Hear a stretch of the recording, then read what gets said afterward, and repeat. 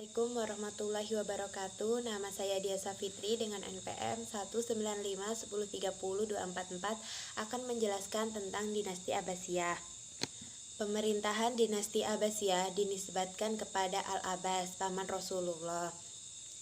Khalifah pertama dari pemerintahan ini Abdullah As-Saffah bin Muhammad. Dinasti Abbasiyah didirikan pada tahun 132 Hijriah oleh Abul Abbas As-Saffah sekaligus khalifah pertamanya. Kekuasaan dinasti Abbasiyah berlangsung selama 5 abad, dari tahun 132 sampai 656 Hijriah. Berdirinya pemerintahan ini dianggap sebagai kemenangan pemikiran yang pernah dikumandangkan oleh Bani Hashim, yaitu Alwiyun, setelah meninggalnya Rasulullah, dengan mengatakan bahwa yang berkuasa itu adalah keturunan Rasulullah dan anak-anaknya. Sebelum berdirinya dinasti Abbasiyah, terdapat 3 poros utama kota yang merupakan pusat kegiatan, yaitu Humaimah, Kufah, dan Khurasan. Di kota Humaimah bermukim keluarga Abbasiyah. Salah seorang pemimpinnya bernama Al-Imam Muhammad bin Ali, merupakan peletak dasar-dasar berdirinya dinasti Abbasiyah. Para penerang dakwah Abbasiyah berjumlah 150 orang di bawah pemimpinan, yaitu 12 orang. Dan puncak pemimpinannya adalah Muhammad bin Ali. Imam Ibrahim Abbasiyah yang berkeinginan mendirikan kekuasaan Abbasiyah. Gerakan ini diketahui oleh Khalifah Umayyah yang terakhir, yaitu Marwan bin Muhammad, sehingga dia itu ditangkap oleh pasukan dinasti Umayyah dan dipenjarakan di Haran sebelum akhirnya dieksekusi. Ia mewasiatkan kepada adiknya Abul Abbas untuk menggantikan kedudukannya ketika tahu dia akan dibunuh, dan dia itu memerintahkan dari Humaimah pindah ke Kufah, sedangkan beban propaganda ini dibebankan oleh Abu Salamah. Lalu Abul Abbas pindah dari Humaimah ke Kufah diiringi oleh para pembesar Abbasiyah. Penguasa Umayyah di Kufah, yaitu Yazid bin Umar, ditaklukkan oleh Abbasiyah dan diusir ke Wasit. Abdullah bin Ali, salah seorang paman Abul Abbas yang lain, diperintahkan untuk mengejar Khalifah Umayyah yang terakhir, yaitu Marwan bin Muhammad, beserta pasukannya yang melarikan diri. Khalifah itu melarikan diri dari ke Fustat di Mesir dan akhirnya terbunuh di Busir pada tahun 132 Hijriah di bawah pemimpinan Salih bin Ali, seorang paman Al-Abbas yang lainnya. Dengan demikian tumbanglah kekuasaan dinasti Umayyah dan berdirilah dinasti Abbasiyah dengan khalifah pertamanya, yaitu Abul Abbas As-Saffah, dengan pusat kekuasaan awalnya itu di Kufah. Yang kedua yaitu para khalifah dinasti Abbasiyah berjumlah 37 orang. Yang pertama itu Abul Abbas As-Saffah sebagai pendirinya, yang kedua itu Abu Ja'far Al-Mansur, yang ketiga itu Abu Abdullah Muhammad Al-Mahdi, yang terakhir yang ke-37 itu adalah Abu Ahmad Abdullah Al-Muhtahsim Billah. Sebelum Abul Abbas ini meninggal, dia sudah mewasiatkan siapa penggantinya, yakni saudaranya Abu Ja'far dan kemudian Isa bin Musa, keponakannya. Sistem pengumuman putra mahkota ini mengikuti cara dinasti Umayyah. Yang ketiga yaitu pemerintahan Abul Abbas As-Saffah. Bani Abbasiyah mewarisi imperium besar dari Bani Umayyah.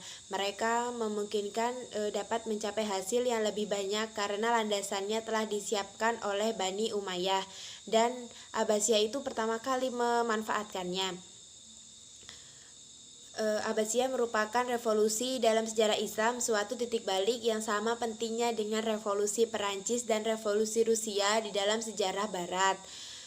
As-Saffah kemudian pindah ke Ambar sebelah barat Sungai Eufrat dekat Baghdad. Ia menggunakan sebagian kekuasaannya untuk memerangi para Arab yang membangkang dan membantu Bani Umayyah. Ia mengusir semua orang kecuali Abdurrahman yang tidak lama kemudian mendirikan dinasti Umayyah di Spanyol. Kekhalifahan As-Saffah ini hanya bertahan selama 4 tahun 9 bulan. Ia wafat pada 136 Hijriah di Abar, suatu kota yang dijadikan tempat kedudukan pemerintahan. Yang keempat yaitu masa kejayaan peradaban dinasti Abbasiyah. Peradaban dan kebudayaan Islam tumbuh dan berkembang bahkan mencapai kejayaan pada masa Abbasiyah. Hal tersebut dikarenakan dinasti Abbasiyah ini lebih menekankan pembinaan peradaban dan kebudayaan ketimbang perluasan wilayah. Puncak kejayaan dinasti Abbasiyah terjadi pada masa Khalifah Harun ar-Rasyid dan anaknya Al-Ma'mun. Pada masa ini hidup pula para filsuf, pujangga, ahli baca, dan para ulama di bidang agama. Didirikan perpustakaan yang diberi nama Baitul Hikmah. Di dalamnya orang dapat membaca, menulis, dan berdiskusi. Pada masanya berkembang ilmu pengetahuan agama seperti ilmu Al-Quran, qiraat, hadis, ilmu kalam, bahasa, dan sastra. Dan 4 mazhab fikih tumbuh pada masa ini seperti mazhab Hanafi, mazhab Maliki, mazhab Syafi'i, dan mazhab Hanbali. Khalifah Harun ar-Rasyid merupakan penguasa yang paling kuat pada saat itu. Khalifah Harun ar-Rasyid berada pada tingkat yang lebih tinggi peradabannya ketimbang dari Karel Agung di Eropa, yang menjalin persahabatan dengannya karena saling motif memanfaatkan. Baghdad sebagai ibu kota Abbasiyah tidak ada bandingannya dengan Konstantinopel sebagai ibu kota dari Bizantium. Beberapa kemajuan dalam berbagai kehidupan di dinasti Abbasiyah adalah yang pertama itu di bidang agama meliputi ulumul Quran, ilmu tafsir, hadis, ilmu kalam, bahasa, dan fikih. Sedangkan di bidang umum itu meliputi filsafat, metafisika, kedokteran, aljabar, kimia, dan sebagainya. Masih banyak lagi. Yang selanjutnya itu adalah faktor-faktor yang menyebabkan kemunduran dinasti Abbasiyah. Faktor-faktor itunya adalah meliputi yang pertama, luasnya wilayah kekuasaan dinasti Abbasiyah. Yang kedua itu ketergantungan khalifah terhadap angkatan senjata yang sangat tinggi. Yang ketiga itu kemerosotan ekonomi yang dialami dinasti Abbasiyah. Yang keempat itu persaingan antar bangsa. Yang kelima itu konflik keagamaan. Yang keenam itu perang salib. Yang ketujuh itu serangan bangsa Mongol. Yang terakhir itu akhir kekuasaan dari dinasti Abbasiyah. Akhir dari kekuasaan dinasti Abbasiyah terjadi ketika Baghdad dihancurkan oleh pasukan Mongol pada tahun 656 Hijriah. Baghdad di bumi hanguskan dan disamaratakan dengan tanah. Khalifah terakhirnya itu dibunuh dan buku-buku yang terkumpul di Baitul Hikmah dibakar dan dibuang ke Sungai Tigris, sehingga air yang ada di Sungai Tigris itu menjadi hitam kelam karena lunturnya tinta-tinta yang ada di buku itu. Dengan demikian, lenyaplah dinasti Abbasiyah yang telah memainkan peran penting dalam kebudayaan dan peradaban Islam dengan sangat gemilang. Sekian dari saya akhiri. Wassalamualaikum warahmatullahi wabarakatuh.